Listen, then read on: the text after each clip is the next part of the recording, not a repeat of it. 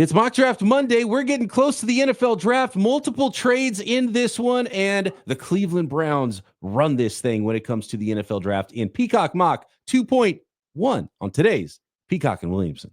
NFL analyst Brian Peacock and former NFL scout Matt Williamson bring you expert NFL analysis every day in less than 30 minutes. Get an inside look at the NFL on the field and in the front office with elite breakdowns to next-level analysis and in-depth information only for the real NFL fans. This is Peacock and Williamson, and it starts now.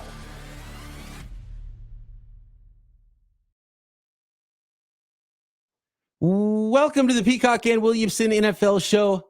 Brian Peacock alongside Matt Williamson at BD Peacock at Williamson NFL. Thanks everybody for making us your first listen on the Locked On Podcast Network.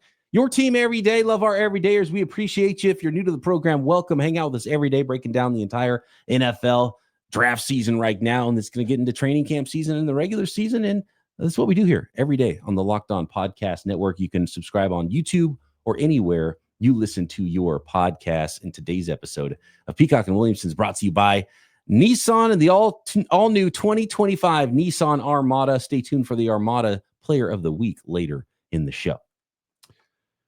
All right, Matt, let's get into this one. You've already peeped at it a little bit. It is my latest iteration of a mock draft. We're inside 2 weeks of the real NFL draft here, and I've got some trades. No trades at the very top of the draft. And the top 5, I got to be honest, it ended up being a little chalky, and I think it's just because I couldn't bring myself to do anything wild, because I think you got to just take the best players at the top of the draft. And so things get much more interesting after that. I'm going to bring it up on the screen here so the folks that are watching can see it, and we'll explain what we did here at the top of the draft. I'm just going to run through the top 5 picks really quick, and it's Cam Ward out of the University of Miami, quarterback, number 1 overall to the Tennessee Titans. We've got Travis Hunter out of Colorado, the corner/wide receiver to the Browns at number 2. Abdul Carter, 3 to the New York Giants. I was thinking about some possible trade options. Maybe the Giants would think, let's go down a little bit and utilize the power of this third pick, not to take the blue chipper ourselves, but let somebody else take this blue chipper, stay inside the top 10, and then draft the quarterback instead, which would be, maybe splitting the difference in between going blue chip at 3 or taking the quarterback in, say, Shedeur Sanders at 3 instead. But I had them sticking and picking, and, who knows, Kayvon Thibodeau can end up somewhere else on draft weekend. Will Campbell, 4, in the end, best offensive lineman, biggest need, and I think a foundational player, a culture player for Mike Vrabel's, new situation there with the and protect your investment at quarterback, right, with the New England Patriots. And then Mason Graham, I wanted to go another direction with the Jaguars, and it's just so hard. He's just the best player on the board at that point. Nice need fit too for the Jaguars. So Ward, Hunter, Carter, Campbell, Graham, nothing groundbreaking here. It's a chalky top 5, but I just couldn't bring myself to, just for the sake of making the picks different, make the Jaguars go do something crazy. I think he's just the best player there, and you take him. Yeah, and it's funny, you beat me to it. I was going to say, are these first 5 picks becoming pretty chalky across the whole mock universe? And I think they are. And frankly, if you're the Patriots or Jags, I don't think you're doing jumping jacks over what you get, but it'll do the trick in what's a little bit of a lean part of a lean draft. Absolutely. Things start to get a little bit more interesting here, and I kind of teased this one at pick number 6 to the folks out there. And I really, the more I think about it, the more I like it. And unless he runs like a 4.7 today, in fact, on this Monday, and we haven't seen what his workout, but the personal workout for Will Johnson is supposed to happen at some point Monday. And, he doesn't have to run that fast. 4.49 probably gets it done, right? And, as people are listening to this, they might know what that 40 time is, and we'll see. But even if it's 4.55, I think it'd be okay. If it's 4.45, then we're really talking, right? If he runs a 40, and we'll see, there's so many guys not running 40s right now. But the fit for Will Johnson with Pete Carroll and his defense, Pete Carroll tends to draft his corners later, right? But he took Witherspoon just a couple of years ago with the Seattle Seahawks at pick number 5. If the right player is there, he will take that position. And if you think that he is closer to that blue chip than not, and I could buy the argument maybe that he is, and best player available non-running back edition here at pick number 6. And then again, the Michigan men that are in charge and making decisions for that organization on top of it. So perfect fit for Pete Carroll, high-end player, Tom Brady, John Spytek, Michigan guys go with the Michigan cornerback in Will Johnson at pick number 6. Do you have big problems with that one? No, I think you explained it well, and all the connections and the scheme fit and all those things totally add up. I'm sure some people are saying you'd really take him over Genty. I mean, corners are a lot harder to find than running backs. And frankly, it looks like the pass rush is in place for the Raiders, but the coverage aspect in the back seven isn't. Yeah, but they need to do some work there on that defense. And I think Pete Carroll might have some pull to be able to work with the defensive side of the football there. Went and got their quarterback in the offseason and Geno Smith. You could see a wide receiver here. I don't think a wide receiver is worth it. And here's the other thing. You start looking at round 2, round 3, probably be some pretty good running backs there. Cornerback, you can say the same thing about corners in this draft.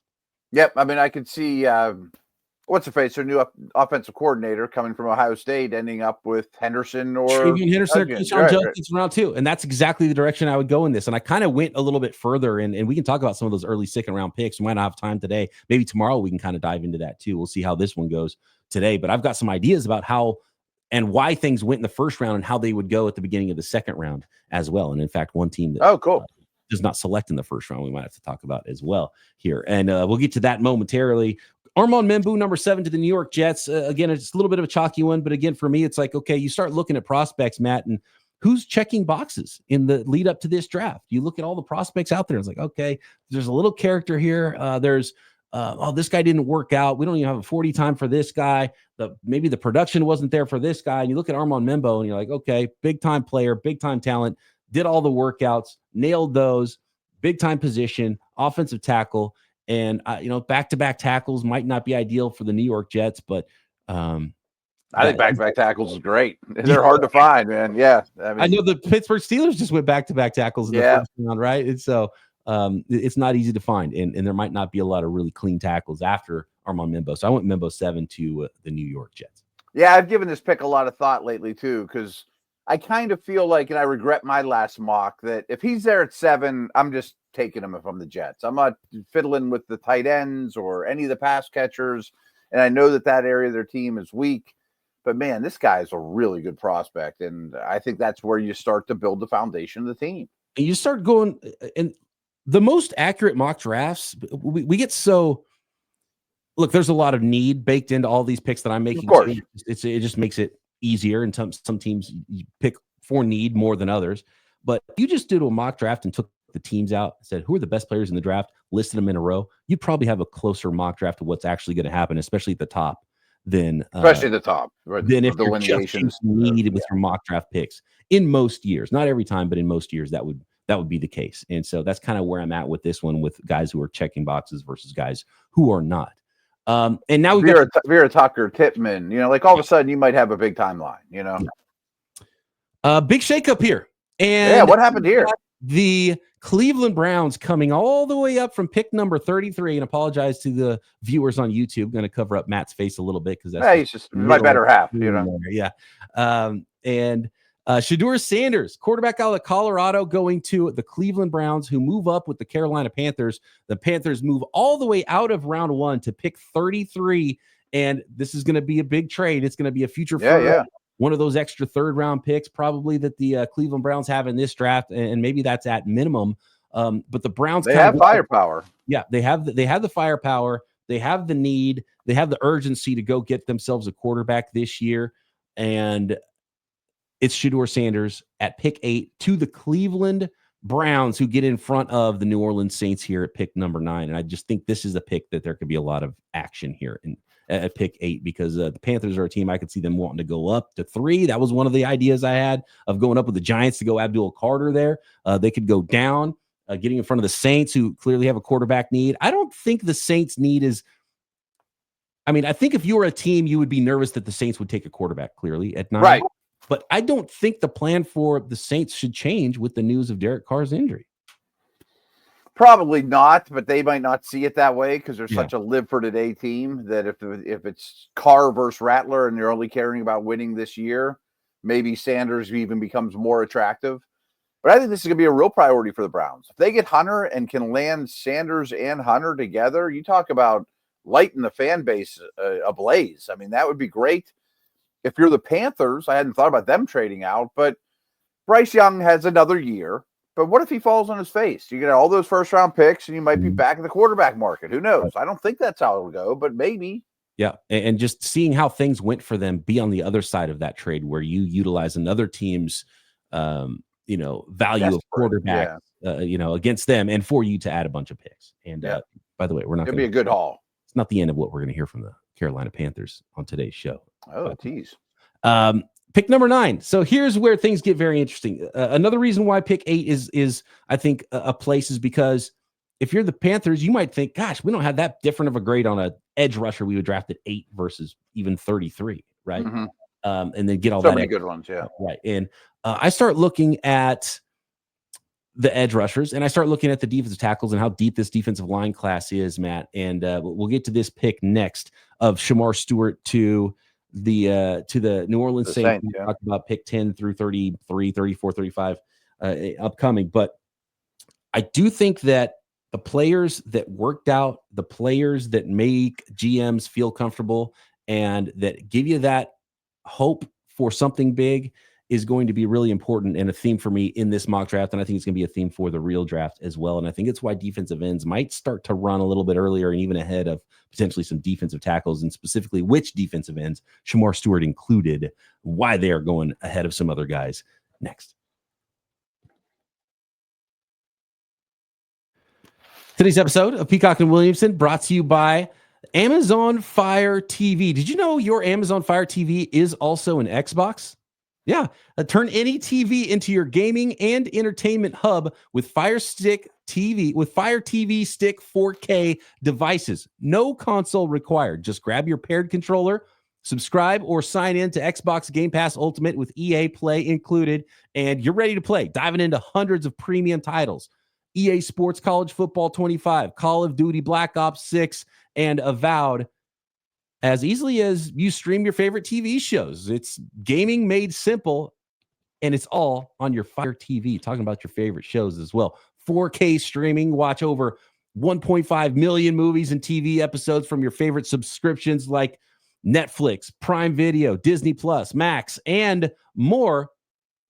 And all you got to do is go to Amazon.com, Fire TV Locked On to get started. Xbox Game Pass Ultimate subscription and compatible controller required. Again, that is Amazon.com/Fire TV Locked On.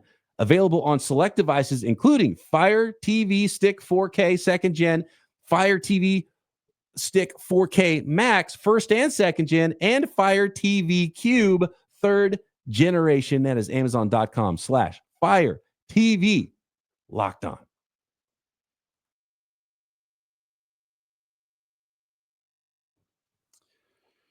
Okay, so pick number 9 to the Saints, who maybe got sniped for their quarterback there.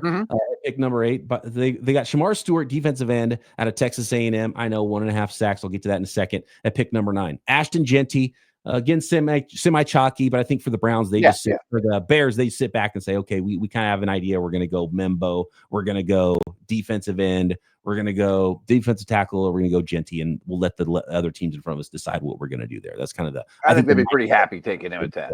Yeah. And I think we don't see enough defensive ends going there, but if Jeanty's there, I can see them making that decision here.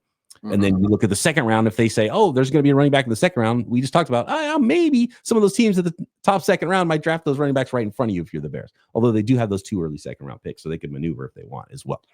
And then pick number 11 to the San Francisco 49ers. And obviously I cover the 49ers, Matt, and I've talked about this a lot and thought about this a lot. I'm going Michael Williams out of Georgia. Okay. Then at pick number 11 to the San Francisco 49ers. And just curious why you take him over Walker or Green, for example. So the size? Two themes here. And it's part of the reason why Carolina moved out, part of the reason why Shamar Stewart goes 9, and part of the reason why Michael Williams goes 11 here. And I just think as a human species, we see the fast guys and we're like, gosh, that's fun. I like that player. I'm going to rank him higher. NFL teams and GMs are going to sit back and they're going to look at Shamar Stewart, who threw down at the combine and did everything, and you know exactly what you're getting and can stop the run and has somewhat of a high floor, even though it's boom or bust with his pass rush potential, as explosive as he is. And man, he's got to get off. So I could see why a team would dare to dream on Shamar Stewart. And it's similar to a lesser degree with Michael Williams. I think Michael Williams has a really high floor. I think he's actually got a really good ceiling still as a pass rusher.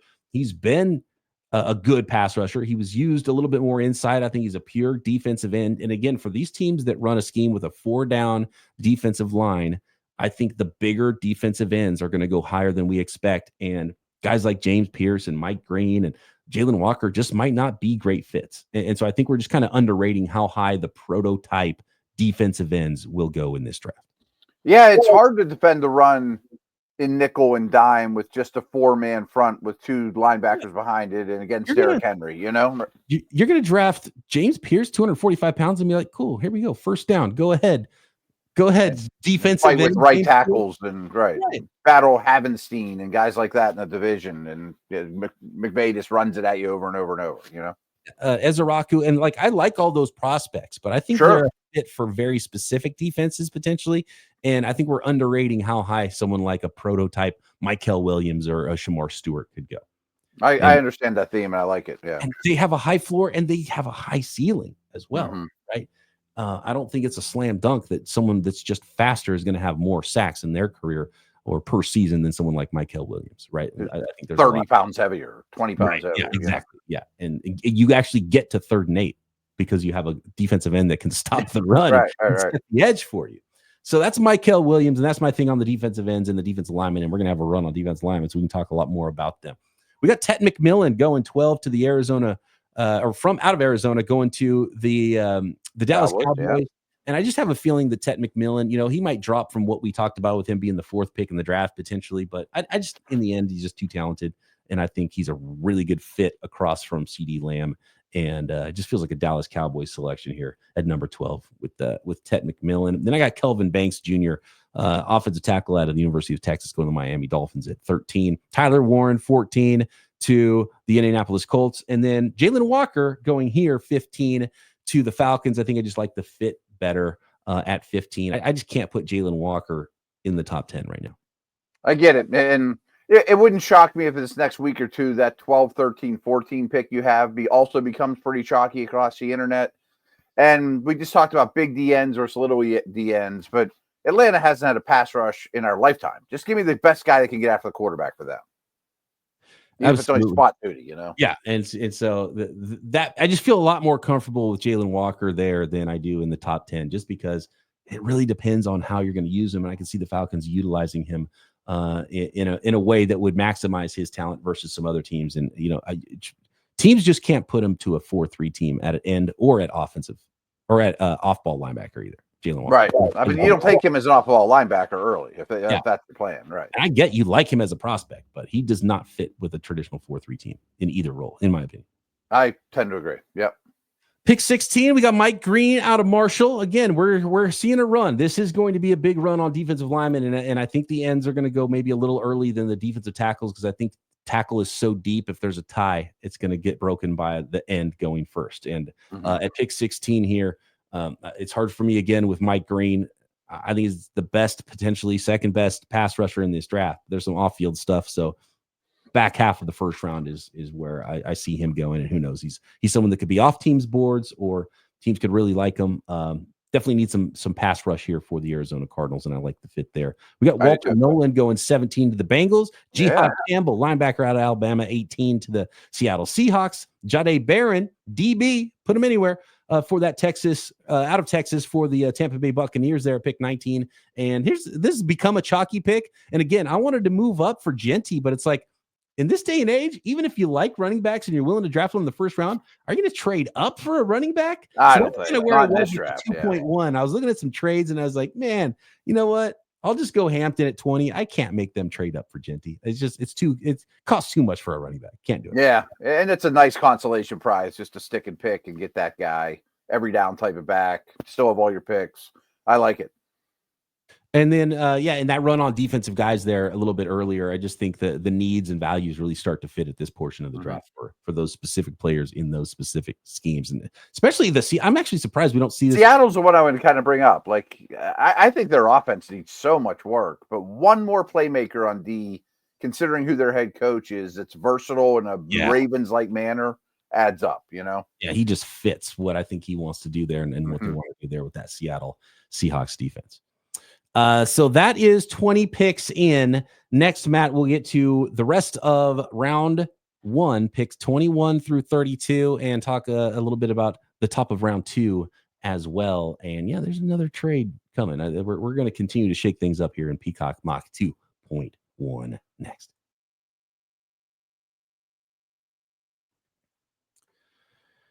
This episode of Peacock and Williamson brought to you by Nissan and the all-new 2025 Nissan Armada, the Armada Player of the Week. And I got to go Shedeur Sanders here because I think it's talking about how the Browns are kind of running this mock draft and they have an opportunity to run the draft, but just where a prospect could go. Which teams view him as a quarterback that could lead their team? Those players are going to value him so high. It could be trades. It could be just staying in the top 3 and picking him. Shedeur Sanders, one of the most intriguing players in the entire NFL draft. He's this week's Armada and clear-cut player of the week. And you talk about dreaming big and going big like the Armada. That's definitely what you're doing when you're taking a big swing for a quarterback. When it comes to the Nissan Armada, they say go forth and conquer. And that's what you're trying to do with the player of the week, with a quarterback, and with your vehicle, right? It's clear that our player of the week is out here ready to conquer the road ahead with confidence.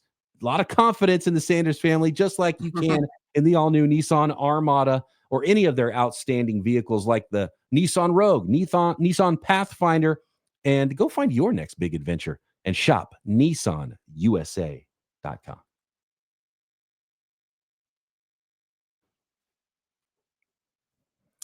All right, here we go. Pick 21, and this is your team, Matt. And this has become kind of a chalky pick, but something about the fit of Kenneth Grant and the Pittsburgh Steelers, I don't know, it just works. And I know you've mocked him there too, so I'm sure this gets your check mark of approval. And again, the run on defensive lineman continues here into the back half of round 1. I just love the fit. I love the player. He just feels like a Pittsburgh Steeler. I don't know how else to put it. I tend to agree, and it gets my check of approval if it's Harmon, Nolan, or Grant. I just think that's what they're going to do. Shout out to one of our listeners that said, I'm tired of Colston Loveland going 22. And I said, you know what? I am too. I am too. And I think a defensive lineman is more valuable than a tight end, even if a good pass catching tight end. And so Derek Harmon, he just mentioned going 22 here to the Los Angeles Chargers. And they could use interior help. It's a sneaky need, I think, for the Chargers here. Absolutely. And, this is funny. This happened with the 49ers. A lot of people thought that Harbaugh was going to bring in all of his Stanford guys, and he didn't really do that. And he brought in a lot of big linemen. Like, he wants to bully people around. So never be shocked if Harbaugh takes a lineman ahead of a pass catcher, which he did last time. Right. Totally adds up. You got to build. That's definitely how they're going to build. I'm kind of on. I'm not on Team Tet necessarily. I'm kind of actually on Team Luther Burden. I just don't know if the off-field is going to affect some teams.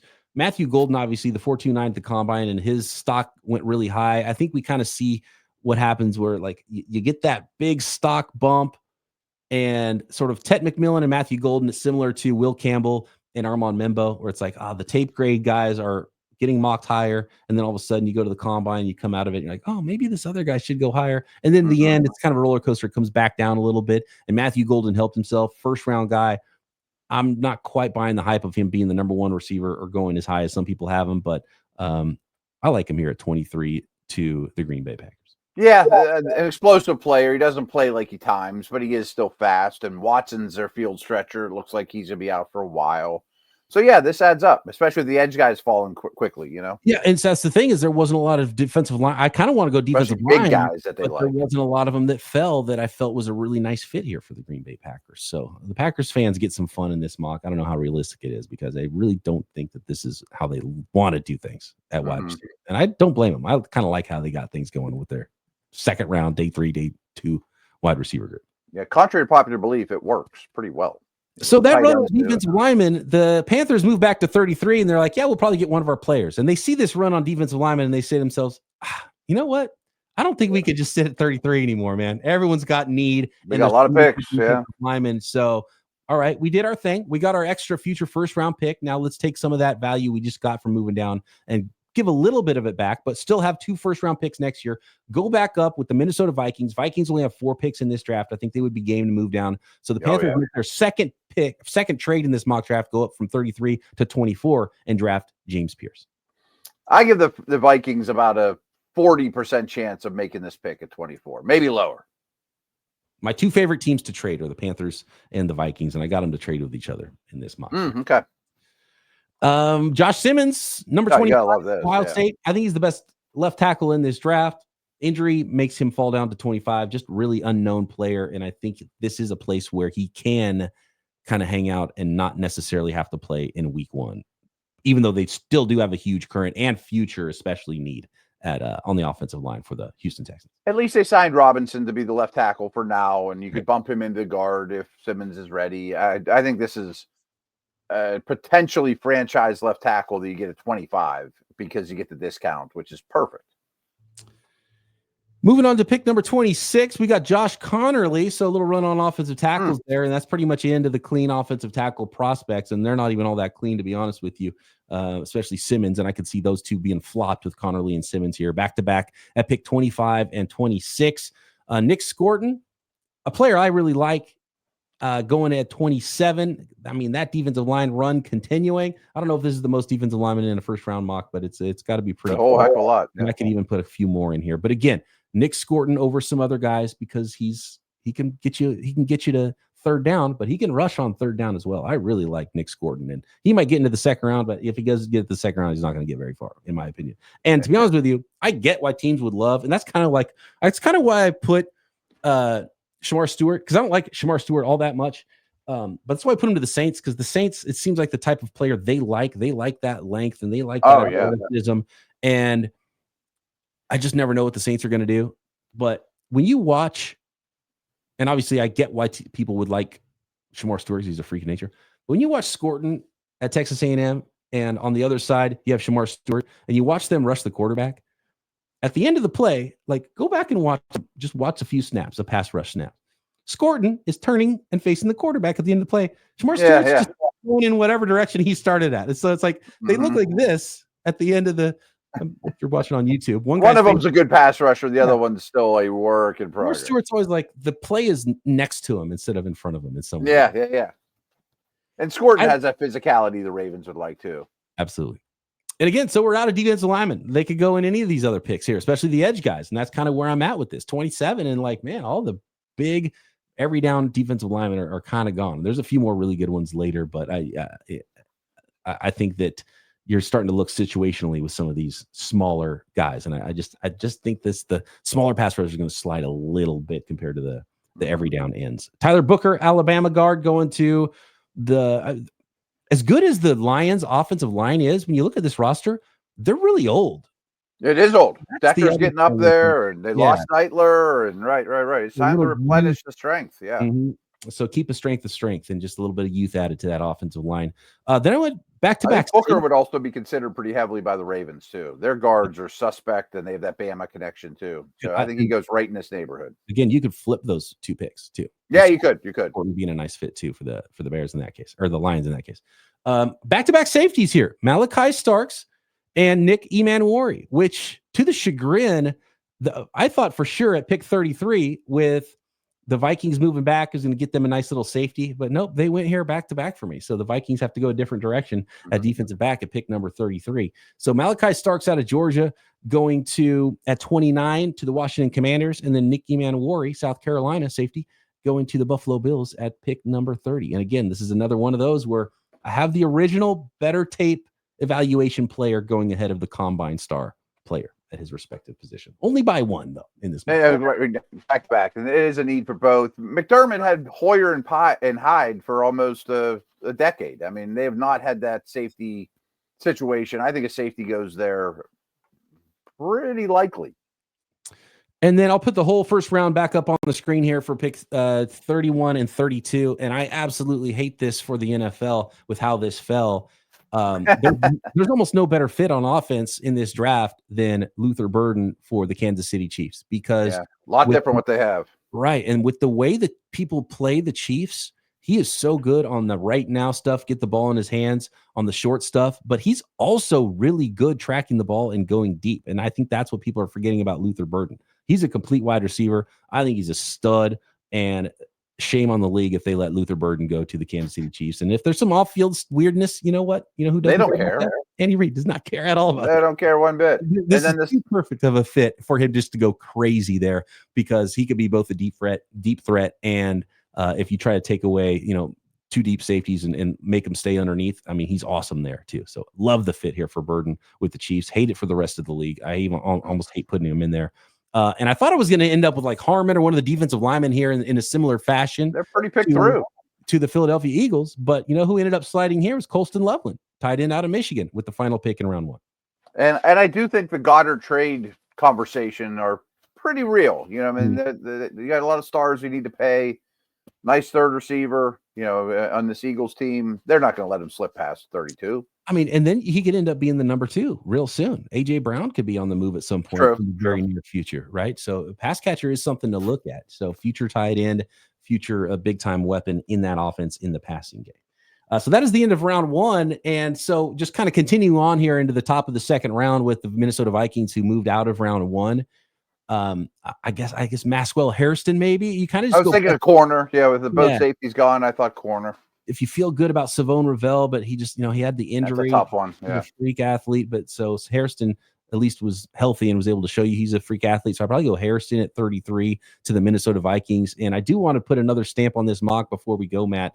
And that is, if you're willing to take a chance on the third quarterback, and I think you have to, if you're the Browns or the Giants and you go with Hunter and Abdul Carter at 2 and 3, you have to feel comfortable with another quarterback. And the more I think about it, the more I look at this thing, if you're projecting anyway with Jackson Dart, why not Jalen Milroe? So I would have Jalen Milroe. I greatly prefer Milroe. I don't think the league agrees with me, but people around here are starting to really catch on. I've been driving it down their throats that, hey, I mean, if you can get this guy at a discount and let him sit a year, I think Ward and Milroe are the only ones that have superhero genes in this class. And I need a superhero at that position.